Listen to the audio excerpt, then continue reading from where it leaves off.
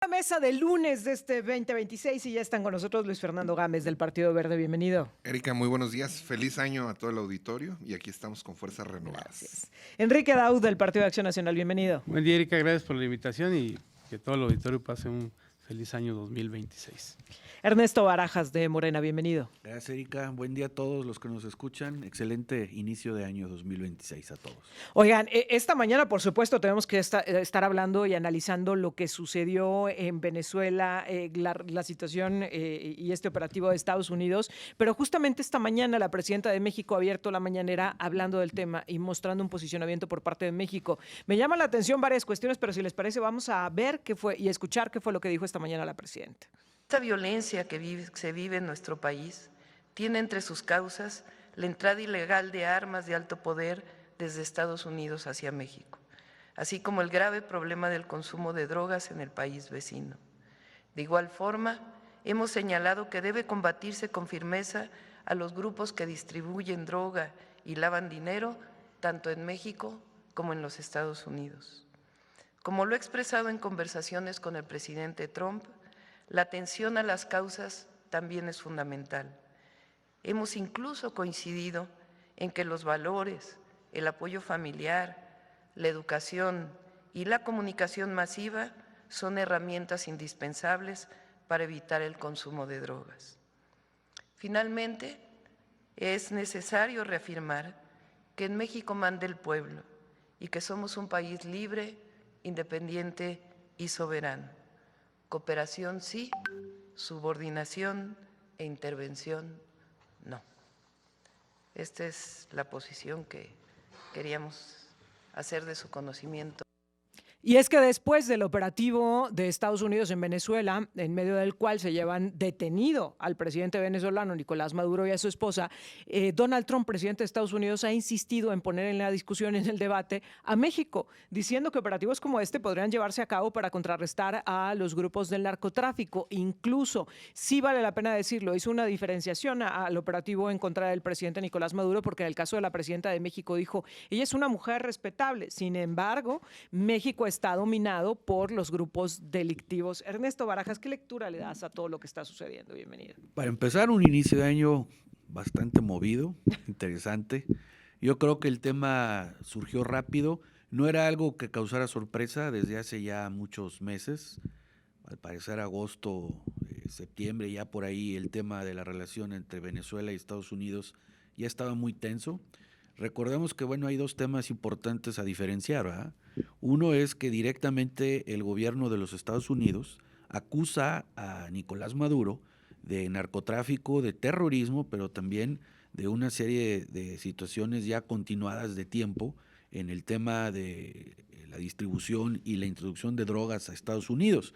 Tema en el cual, bueno, pues desencadena en la parte que ya todos conocemos de su detención, que obviamente yo lo digo desde un punto de vista muy personal. Yo creo que la intervención de esa naturaleza, por más cuestiones que haya y sea quien sea, pues debe haber procedimientos específicos para ese tipo y esa naturaleza de captura. Habrá otros que digan que es justificado, pero al final del día, en el tema internacional, pues es un intervencionismo, pues no fragante, ¿verdad? Total y completo por parte de Estados Unidos en Venezuela. Veremos qué pasará en el transcurso de los días con Nicolás Maduro. Tengo entendido que el día de hoy pues ya comenzarán los procesos judiciales. La primera comparecencia. Ya estarán viendo, veremos realmente qué serán los cargos, como dicen los americanos, que se le imputan. Y bueno, pues él seguirá ya su tema jurídico, pero en el ámbito político nacional e internacional, pues enciende situaciones, pues obviamente de voces que se han alzado para evitar un intervencionismo, ¿no? Y sobre todo esta famosa ley o esta doctrina Monroe, en la que pues actualmente pues revive. En el tema de México yo quiero ser muy claro y muy preciso, no es lo mismo, son cosas muy diferentes. Yo creo que el tono inclusive del propio presidente Trump lo dice, la presidenta Claudia está haciendo la parte que le corresponde en coordinarse, y yo creo que hablar o pensar de que pudiera haber una situación igual así en México como en Venezuela, yo creo que no hay, porque hay cooperación. Y como lo acaba de decir la presidenta, cooperación sí va, pero en temas de intervención o de subordinación, pues no. Oye, pero el último mensaje de Maduro antes de ser detenido hacia el gobierno de Estados Unidos iba en ese mismo sentido.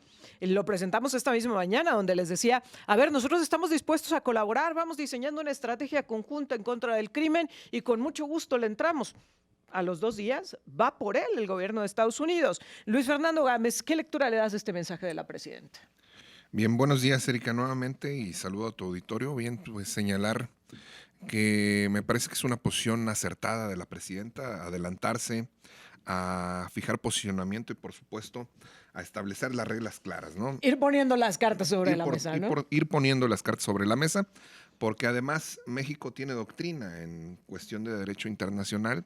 Recordemos la doctrina Estrada, que además es bien establecida en la Constitución Política de la Nación, no es nada más una mera ideología, sino además viene regulado en nuestra Constitución la doctrina Estrada en el artículo 89, fracción 10ª, que habla de la no intervención, por supuesto, de la no intromisión de México en otros países y, por supuesto, de la libre autodeterminación y respeto de la soberanía de México. Me parece que el mensaje de la presidenta Claudia esta mañana es acertado, es un mensaje que esperábamos los mexicanos, porque independientemente de las ideologías, ya sean de izquierda, derecha o centro, la detención de un mandatario extranjero mediante operaciones militares es una violación flagrante a la soberanía de un país y, por supuesto, México no puede ser parte.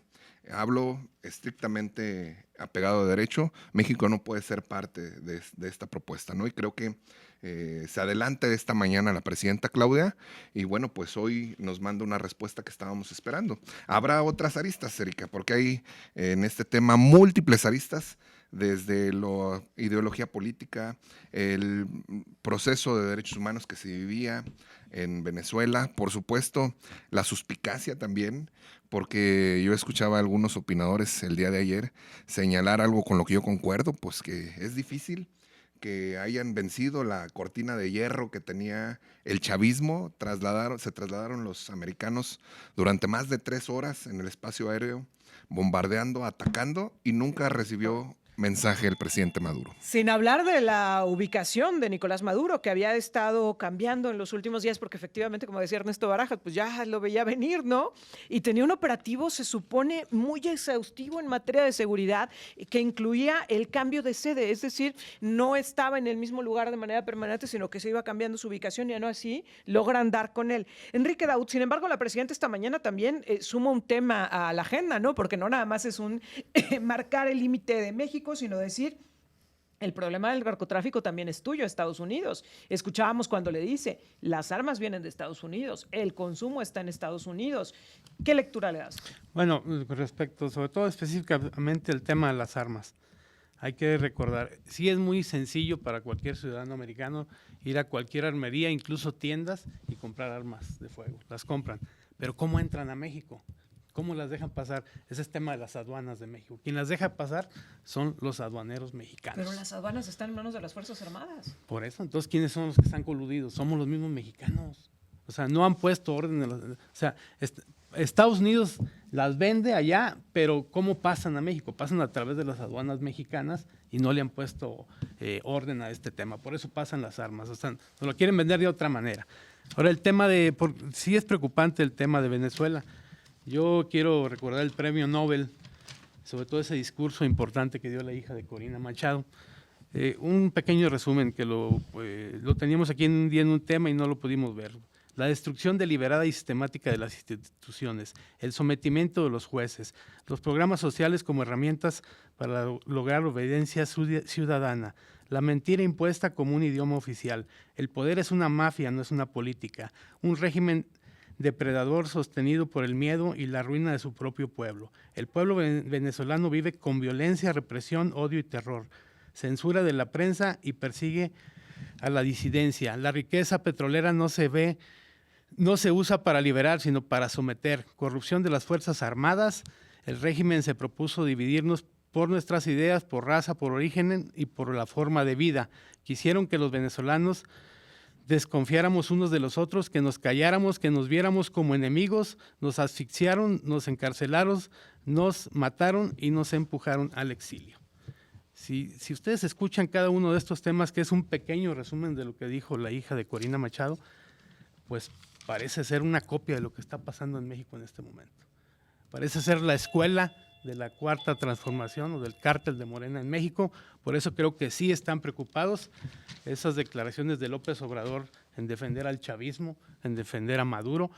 Y bueno, ahora creo que son muy pocos países los que están en contra de lo que hizo Estados Unidos. La mayor parte de la gente, los 10 millones de exiliados venezolanos que hay fuera de su país, están muy contentos y creo que la postura de México debería ser en favor de lo que hizo Estados Unidos. Oye, por cierto, un abrazo muy fuerte a toda la comunidad venezolana aquí en San Luis Potosí, que tenemos una presencia importante. Un abrazo para ellos, que el fin de semana también ya nos hicieron llegar pues algunos mensajes y algunos comentarios que en un ratito más voy a estar dando cuenta. Pero a ver, Enrique, has dicho algo bien fuerte cuando planteaste cada uno de los puntos y dijiste, parece que se está haciendo una copia de México. A ver, en Venezuela estamos hablando de una dictadura. En México es una democracia. ¿Me estás diciendo que estamos caminando a esa dictadura? Estamos caminando hacia una dictadura en México y claro que eso les preocupa. Si ahora su escuela del cártel de Morena, que era Venezuela o que es Venezuela, lo que le está pasando, pues lógicamente que le preocupa al cártel de Morena en México lo que pueda pasar en un futuro. Creo que sí está preocupada la presidenta, creo que debe de cambiar su discurso y creo que las cosas no están muy bien con Estados Unidos como lo están pintando. Ahora el tema era Venezuela, para Estados Unidos era su preocupación, pero bueno, a ver, ahora que ponen la vigilancia sobre las costas de México, ¿cuántas lanchas no atacaron? Y los años anteriores, ¿cuándo México dijo, hoy ataqué una lancha venezolana que transportaba drogas hacia Estados Unidos? Nunca. A ver, Ernesto Barajas, ¿qué tienes que decir al respecto? Bueno, yo creo que difiero en lo que comenta aquí el ingeniero. No hay un tema de comparación, pues por supuesto que no. Yo creo que la democracia en México se ha fortalecido. La presidenta Claudia Sheinbaum llega precisamente al poder por una cantidad de votos histórica. No es una imposición ni una dictadura.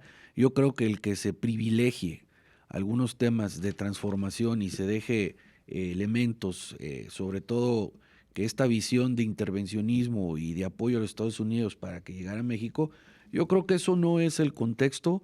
Yo creo que tenemos que defender la soberanía nacional. Somos un país por excelencia histórica autónomo y que nuestra soberanía ha pasado por muchísimas situaciones. Recordemos, bueno, históricamente, a los que nos gusta la parte de recordar la historia, Estados Unidos siempre ha querido y México ha tenido precisamente la forma, la valentía y históricamente la audacia para evitar que suceda. Recordemos la etapa en la que llegaron aquí a intervenir a México los Estados Unidos y que nos costó muchísimo trabajo como nación pues lograr ser soberanos. Yo creo que independientemente de lo que esté sucediendo en Venezuela, no es comparativo. México es un país soberano, libre. La presidenta Claudia está siendo, creo yo, muy responsable en decir, nosotros, independientemente de los problemas, que por supuesto los hay, no podemos decir que todo está bien, pues están atendiendo. Lo hemos platicado aquí el año pasado, operativos que se han dado en contra del huachicol, situaciones que se han intervenido para evitar cuestiones de crimen organizado, y seguirá habiendo más. Yo creo que la clave está en la coordinación con los Estados Unidos. No caigamos en la visión o no caigamos en la falsa idea de que una intervención nos va a venir a ayudar. Por supuesto que no. Como país siempre lo hemos dicho, el respeto al derecho ajeno es la paz. Y nosotros no podemos ni avalar un intervencionismo ni permitir que vengan aquí a decirnos lo que los mexicanos de manera autónoma tenemos que hacer. Yo creo que por eso la presidenta lo ha hecho bien y vamos a esperar las reacciones. Habrá cooperación, habrá coordinación, más nunca intervención. A ver, Enrique Daud, está la oposición pidiendo una intervención por parte de Estados Unidos porque hemos escuchado esta acusación de manera constante por parte del Movimiento de Regeneración Nacional. Luisa María Alcalde lo ha dicho una y otra vez, ¿no? Esos de la oposición que quieren que vengan y nos invadan. ¿Realmente la oposición está pidiendo una intervención por parte de Estados Unidos? Nosotros no, o sea, estamos en contra de las intervenciones, sobre todo en México. Debemos de ser un país libre y no puede intervenir Estados Unidos ni ningún país. Yo lo he dicho aquí en esta mesa. Lo que sí es que lo que dice nuestro compañero pues es completamente lo contrario de lo que está pasando. Ahorita que les leía lo que dijo la hija de María Corina, la destrucción deliberada y sistemática de las instituciones. Pues eso lo está haciendo la cuarta, el cártel de Morena aquí en México. Ya nomás les falta el INE y al parecer dentro de un mes o mes y medio ya habrán destruido, habrán cambiado la reforma electoral y habrán destruido ya ahora sí todas las instituciones en México. No pueden decir que somos un país democrático en este momento, cuando ya todos los jueces y magistrados, pues ya sabemos de dónde, no tiene caso ni repetírselo a la ciudadanía, ya sabemos cómo llegaron y de quién son, y en el 2027 van a cambiar otro montón de jueces y magistrados que les faltan. Y esto es lo más cercano a Venezuela, es su escuela. Es su escuela. Entonces, ¿no queremos la intervención en México? Claro que no la queremos. Queremos a ver, la reforma electoral, que sí la platiquen, que sí se haga una reforma electoral para que todos los partidos políticos puedan competir, no para que solamente el régimen que tenemos en México vuelva a tener el poder a base de destruir las instituciones. Oye, pues para querer destruir al INE los dejaron bastante apapachados al cierre del 2025, aguinaldos de 500,000 pesos, $500,000 para los consejeros del Instituto Nacional Electoral. No parecen estar muy castigados, Luis Fernando Gámez. Bueno, pues son una burocracia dorada, ¿no? Imagínate 500,000 pesotes. Bueno, que senadores y diputados federales tampoco cantan mal las rancheras, ¿eh? Se llevaron alrededor de 400 en el caso de los senadores, 300 y tantos en el caso de diputados federales. Castigados tampoco estuvieron los representantes de los partidos políticos. Pero bueno, retomando el tema, insisto, creo que México hace bien en marcar la agenda, hace bien la presidenta Claudia Sheinbaum en tomar el toro de frente, porque la verdad es que yo lo decía en una mesa anterior, Estados Unidos no lo podemos ver con una diferencia, ni con un desdén, porque es nuestro vecino y además es nuestro socio comercial más importante. Hay que agarrar el toro de frente y por los cuernos. Y por supuesto creo que ese arrojo que tiene esta mañana la presidenta Claudia Sheinbaum se lo aplaudimos y ojalá que se traduzca también en acciones de Estado, es decir, acuerdos bilaterales, por supuesto acuerdos para blindar las fronteras y por supuesto un acuerdo establecido para la regulación del tráfico de metanfetaminas. ¿No está un poco la presidenta entre la espada y la pared, Luis Fernando? Porque, a ver, por un lado, pues tu principal socio comercial es Estados Unidos, te guste o no, y tienes la frontera con él, la más importante, y tienes una dependencia tremenda con el tema de las remesas. El principal ingreso para este país es el dinero que nos envía la gente, los mexicanos trabajando en Estados Unidos. Es de verdad impresionante nuestra dependencia hacia el vecino país del norte. Pero por otro lado, este es como un llamado, ¿no?, a ese liderazgo que México podría ejercer en América Latina. ¿No está la presidenta entre una espada y la pared? Yo creo, y lo digo sinceramente, creo que esa es una visión sesgada y lo digo con muchísimo respeto, Sí. porque nos ha faltado como mexicanos tener un protagonismo más arrojado hacia la negociación con Estados Unidos, porque deberíamos de ser nosotros la manufactura y los socios comerciales que más comercializamos con Estados Unidos y por supuesto, en el día que lo logremos, hoy por hoy si checamos el Producto Interno Bruto y las proyecciones económicas, vamos a crecer un 0.1, 0.2, con muchísima esperanza el 0.3 y eso no es bueno para nadie. Si hoy por hoy retomamos esta posición estratégica que tiene México, por supuesto que México y los mexicanos vamos a salir bien parados, pero además eso nos va a convertir automáticamente en el hermano mayor que Latinoamérica siempre ha estado esperando, el hermano y el brazo solidario de los mexicanos. Y creo que hoy por hoy la presidenta Claudia Sheinbaum lo que tiene que hacer es primero ver por su gente, primero ver por su tierra y primero ver por su soberanía y por su economía. Ernesto Barajas. No, pues yo coincido en lo que dice aquí el compañero. Como país tenemos que tener muy claro que primeramente son los intereses nacionales. Sí, a nivel Latinoamérica, y no es de ahora, es de una tradición de política internacional de México, una tradición que siempre nosotros hemos sido no intervencionistas. Insisto, porque históricamente no solamente lo vivimos, lo padecimos. Somos uno de los países que pues Estados Unidos ha tenido desde el punto de vista no solamente de vecinos, sino también muy cercano y muy controlado. Entonces, la relación de México y Estados Unidos tiene que ser esa, de coordinación.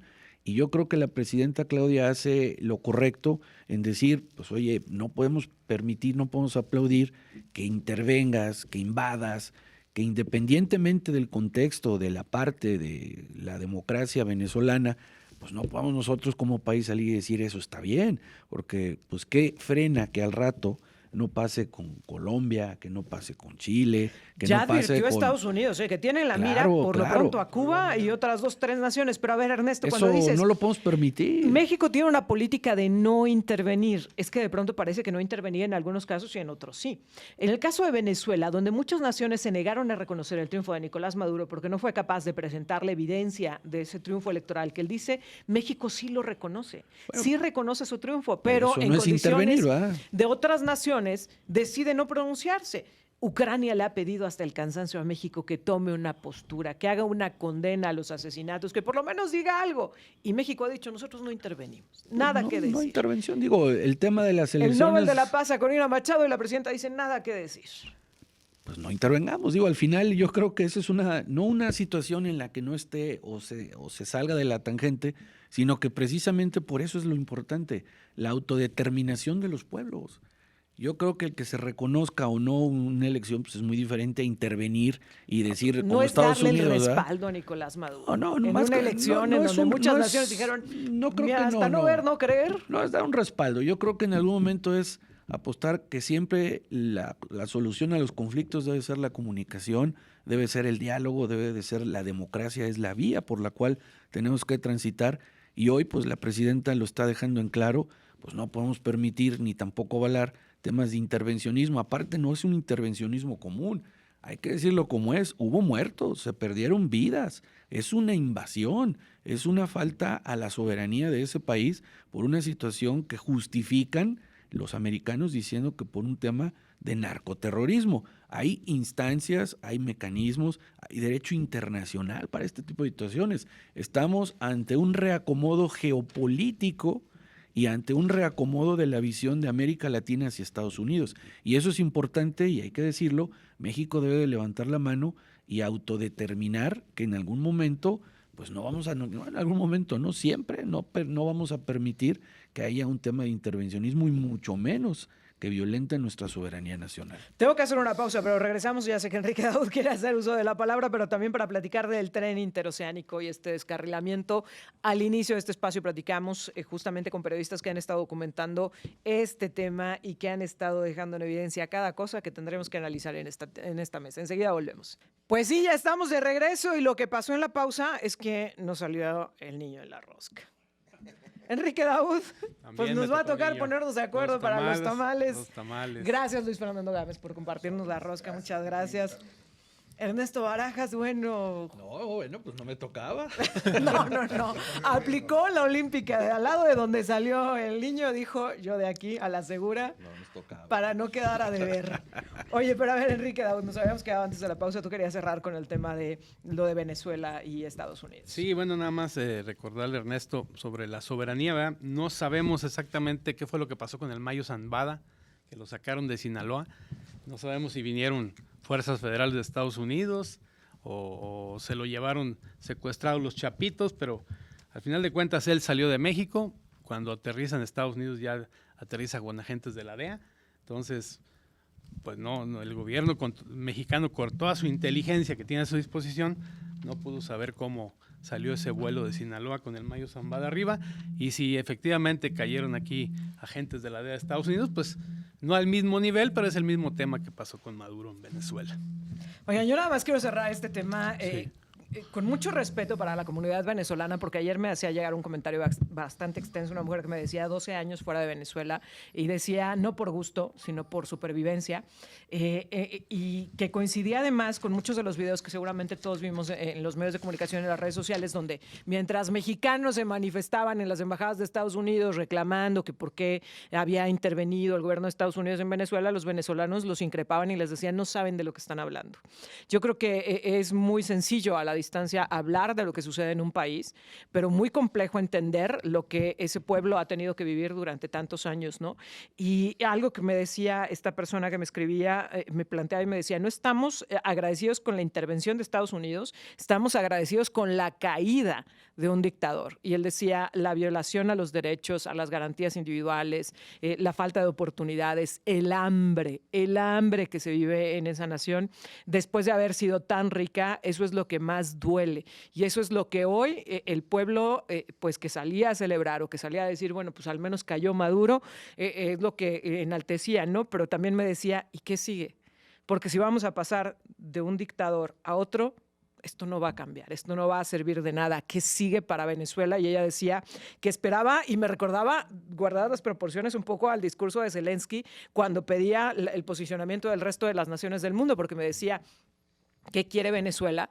Pues que hoy el mundo voltee a verlo y que planteen una postura, que definan qué va a pasar con Venezuela, que no quede a decisión del gobierno de Estados Unidos, que ya decía Donald Trump, nosotros vamos a estar ahí al frente mientras eligen a un gobierno, decía que no quede a otros gobiernos, que no quede a otra situación, sino que sea el pueblo venezolano quien libremente, ahora sí, decida qué va a pasar con ellos. Pero parece algo tan lejano, incluso después de la intervención de Estados Unidos, que vamos a ver qué pasa con Venezuela. Y creo que, insisto, las naciones del mundo, incluyendo a México, tendrían que estar posicionándose también con respecto a eso.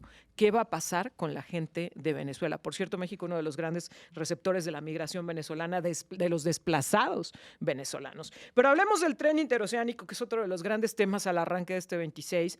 14 personas fallecidas, un descarrilamiento que parecía anunciado cuando recordamos aquellos audios del tema del balastro, y pues ya cuando se descarrile vemos, pues se descarriló.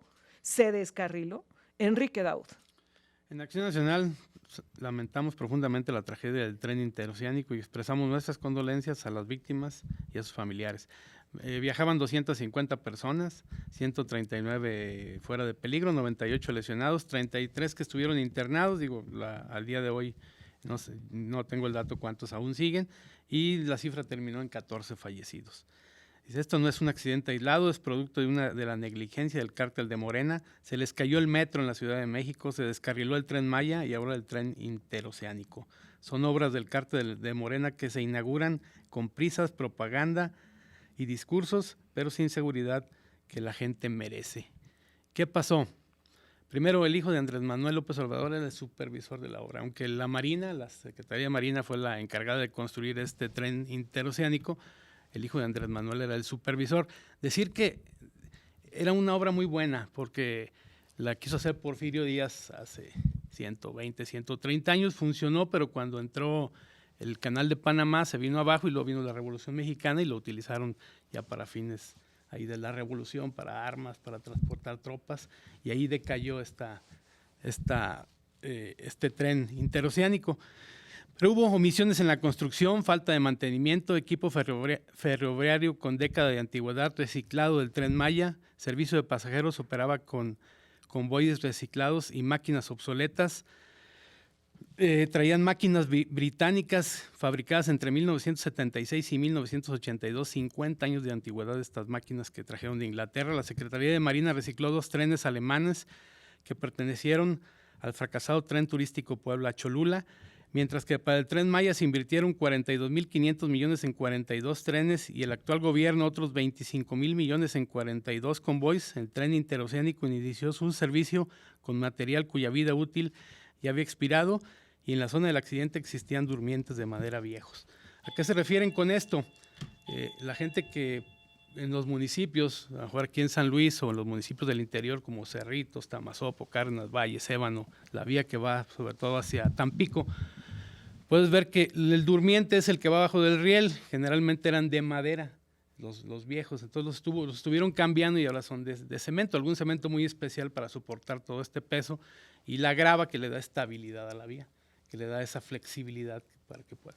Pero los durmientes viejos, que aún no han cambiado algunos, sobre todo de aquí a Tampico, bueno, en esa vía todavía existían los durmientes de aquel entonces que puso Porfirio Díaz. Entonces, pues nos engañaron con vías recicladas, no le dieron un simple mantenimiento para que ahí sirviera, y bueno, la inauguración del tren interoceánico, una buena obra, lo vuelvo a repetir, pero pues que nos engañaron con equipo obsoleto, con vías antiguas, y donde no repusieron todos los durmientes de esta vía para poder Ahora, inaugurar Luis este Fernando, lo cierto es que esto lo dice Enrique Daud, pero muy poco es lo que podemos saber de esta obra porque como fue realizada en su mayoría por parte de las Fuerzas Armadas en este país, del Ejército, de la Marina, hay muchos documentos que han quedado reservados. No solo eso, sino que además de lo que podemos conocer en el último momento, al cierre precisamente del 2025, se hizo una invitación restringida para el mantenimiento justo en la zona del descarrilamiento. Es decir, ya se sabía que había un riesgo,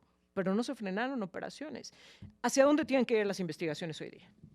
Bien, gracias. Primero, antes de entrar a la dinámica de este tema, bueno, pues quisiera expresar también mi solidaridad con la gente. Creo que es algo que no se nos debe de pasar. ¿No me escuchó? Ya, listo. No se nos debe pasar nuestra solidaridad con las víctimas y por supuesto con sus familias, ¿no? Creo que es un tema doloroso y tristemente este tipo de sucesos no deberían de ocurrir en México. Sin embargo, bueno, pues están pasando, ¿no? Primero, yo quisiera plantear que el tema es sumamente relevante, Erika. El tren interoceánico, insisto, es una herramienta poderosa, es una herramienta que viene a reactivar las zonas y por supuesto en materia de infraestructura. En materia de infraestructura, el tren interoceánico, por supuesto que viene a hacerle justicia a toda esa gente que vive en el sur. Nosotros no lo vemos desde este lado de la República porque estamos muy lejos, pero la gente que vive en el sur agradece la obra. Yo he convivido, cuando menos, con algunas familias que así lo manifiestan, que señalan que este tipo de obras vienen a resolverles, cuando menos, el tema de la visibilidad. Es decir, que el gobierno los vea, los atienda y por supuesto puedan generar un canal de comunicación. Sin embargo, ahora que ocurrió este suceso, bueno, pues hay que señalar con toda claridad pues, que requerimos transparencia. Las obras son sumamente relevantes, pero si a alguien le falló a la presidenta Claudia o le falló gravemente a nuestro país, pues tendrá que saberse, ¿no? Si alguien en algún tramo de las supervisiones se equivocó o si los constructores no eran los adecuados, pues tendrán que haber castigos, porque este tipo de proyectos tan relevantes para el sur de nuestro país, que además viene a detonar la economía y viene a reactivar comunidades, pues no puede quedar en el olvido y por supuesto... Decía yo, iniciaba mi mensaje, no se escuchó seguramente con nuestros escuchas, decía yo que había que solidarizarnos, porque más allá de hablar de fierros, pues estamos hablando de 13 vidas que se perdieron y hoy por hoy debe de esclarecerse con toda claridad qué es lo que ocurrió. Sí, sin duda, 14 vidas que están ahí y que no podemos decirles, va a haber una reparación del daño, porque pues para ellos ya no lo hay. Ernesto Barajas. Lamentable, por supuesto, y creo yo que me sumo a lo que dicen mis compañeros, pues toda vida que se pierde pues es imposible de decir lo importante que son todas y cada una de estas vidas. Es un accidente porque al final del día, bueno, pues así es, un accidente.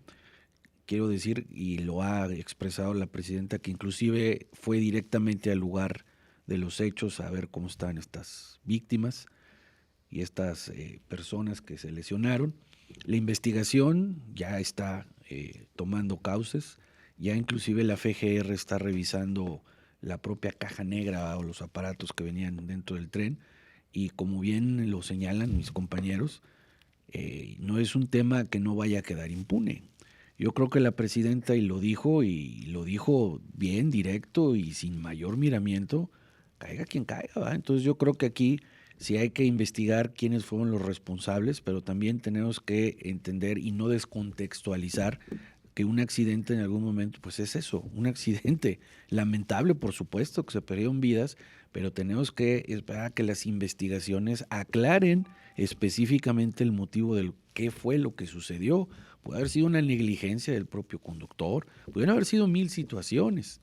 Y yo creo que el culpar a una persona directamente a priori, ¿verdad?, sin ningún tipo de investigación y fundamento, pues es lo que no debemos de hacer, ¿no? Caer precisamente en las tentaciones, porque al final del día pues son discursos y narrativas pues que no abonan, no, pues fue A, fue B, pues no sabemos. Tenemos que esperar a que termine la investigación responsablemente y si hay culpables por negligencia, por cualquier situación respecto a esta investigación y las auditorías pertinentes, pues habrá responsabilidades, punto.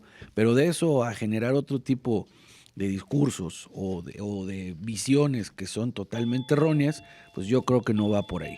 Yo tengo total y plena confianza en que esta investigación terminará a la brevedad y sabremos realmente cuáles fueron las causas principales, y si hay responsables también lo sabremos. Pues ojalá y así sea, ¿eh? Ojalá y así sea y que podamos ver claridad en las investigaciones y deslinde de responsabilidades, pero sobre todo la garantía de que se van a hacer, se van a realizar las acciones necesarias para que esto no vuelva a suceder, porque lo más grave es que de pronto el día de mañana nos digan fue cosa del conductor y entonces nada que arreglar.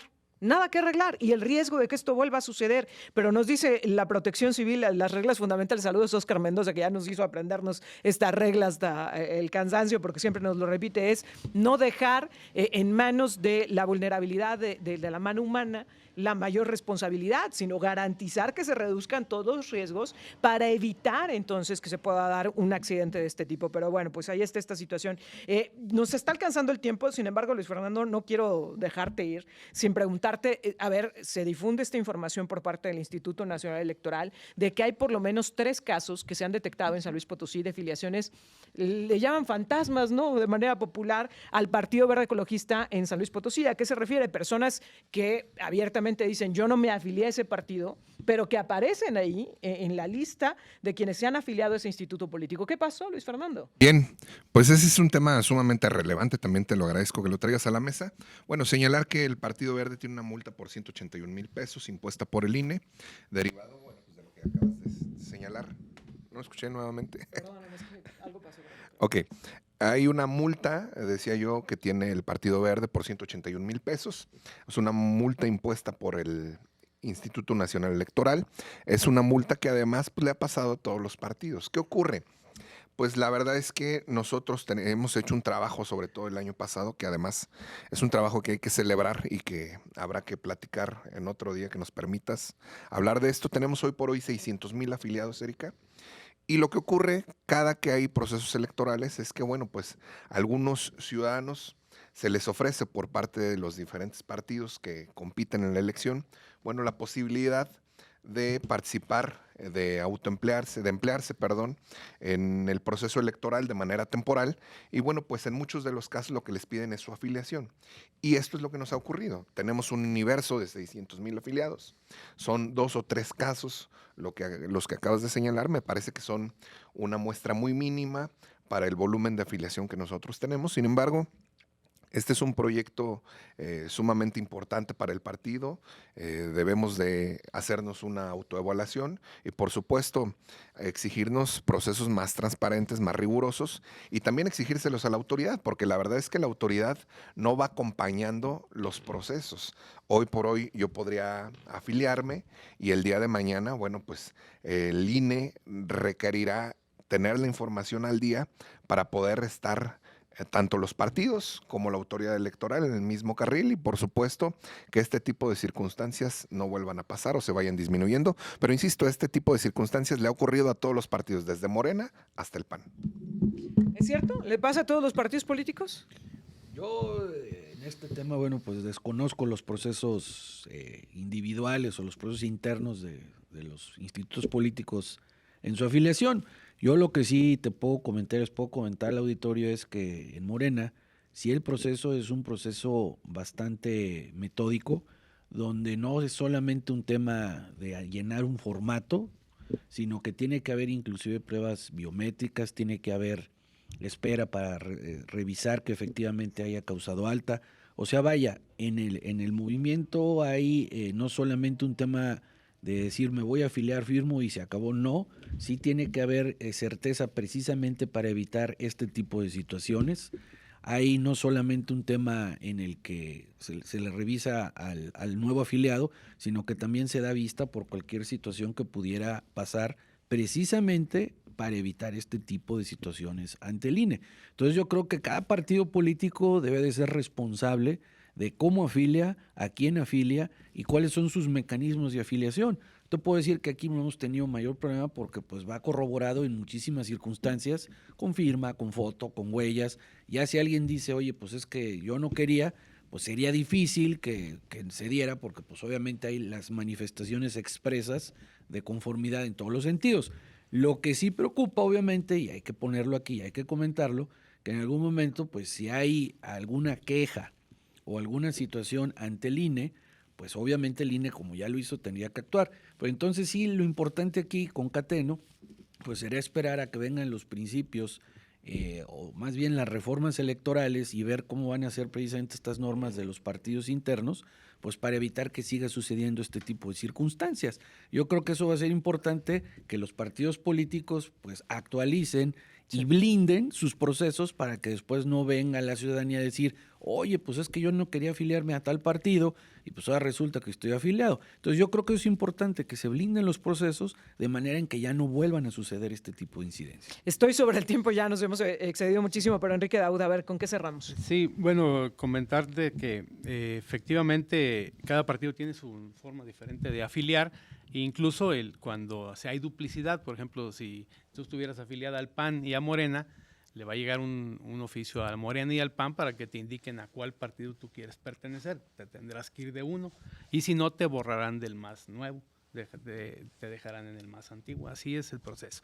Pero bueno, en este caso de las afiliaciones, la afiliación, voy a decir lo que dice la sentencia: en San Luis Potosí afiliaron ciudadanos sin consentimiento y mediante el uso indebido de datos personales. El INE calificó la conducta del Partido Verde como dolosa y expuso que se trata de una práctica reincidente, o sea que no es la primera vez que se hacía. Sobre 2018-19 ya se había hecho y ya se les había dado una sentencia que vulnera directamente los derechos políticos de la población en la entidad. El Partido Verde Ecologista en San Luis Potosí mantuvo de manera ilegal dentro de su padrón de militantes a ciudadanos. La investigación se centra en 3 personas, específicamente las que ganaron el caso: Diana Lisset Méndez Luna y María de Lourdes Palacios. Esta multa solamente es por 2 personas. ¿Cómo podemos saber si estás afiliado a algún partido? Entras al INE, por ahí en un apartado con tu clave de elector, te dice si tú estás afiliado a algún partido y te puedes dar cuenta si lo hiciste o no de manera, tú expresaste tú estar ahí, y si no, tendrías que impugnar. O sea, de esos 600,000 que dicen que tienen afiliados en el Verde, pues solamente 3 personas se fueron a tribunales para impugnar. Decirte que los casos, por ejemplo, que yo conozco muy serios de afiliaciones así de este tipo que están haciendo indebidas, es el caso de Tecmol, que tiene una oficina montada en Ciudad Valles, donde a cada persona que le dan su despensa está una persona y lo está afiliando al Partido Verde. Y el caso donde el presidente de Ciudad Fernández fue y entregó unas despensas al Saucillo, comunidad de Ciudad Fernández, y le dijo a la gente: aquí está la despensa, pero se les va a dar a cambio de su afiliación al Partido Verde. Oye, pero Tecmol no trabaja para el Partido Verde, ¿no? Ni para gobierno, no tendría por qué entregar despensas ni estar afiliando. Ahí está en sus redes sociales. Yo lo desconozco, como ya lo había señalado aquí con los compañeros. Les voy a pasar el teléfono del Tecmol porque están muy obsesionados con él. Hablen con él, solventen sus dudas, porque yo no las puedo solventar, solamente él. Y bueno, pues yo lo que sí te podría decir, Erika, es que hoy por hoy tenemos una militancia activa en el Partido Verde. Tenemos 600,000 afiliados con datos biométricos.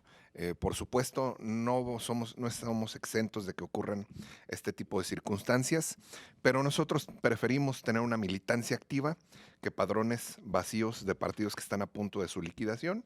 Nosotros corremos el riesgo de tener que solventar este tipo de multas porque hoy somos la nueva mayoría en el Estado, y bueno, pues cuando eres mayoría ocurren este tipo de circunstancias. Por supuesto que siempre miraremos con el máximo respeto y con la máxima empatía a los ciudadanos, y siempre serán una prioridad para nuestro movimiento.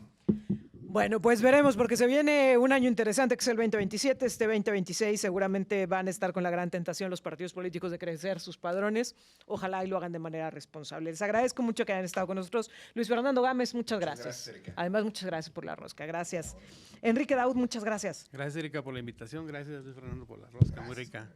Ernesto Barajas, muchas gracias. Gracias a ustedes y saludos a todos los que nos escuchan, y pues, a ver, a que los que les tocamos los tamales, aquí veremos. No, bueno. Ernesto Barajas aplicó de verdad la de librarse de toda responsabilidad y todavía nos reitera. Bueno, pues ahí los vemos con los tamales. Gracias por estar con nosotros, de verdad. Días. Y gracias por comenzar el año en esta mesa, que lo que pretende es enriquecer justamente la discusión y el debate en San Luis Potosí. Vamos a una pausa y enseguida estamos de regreso.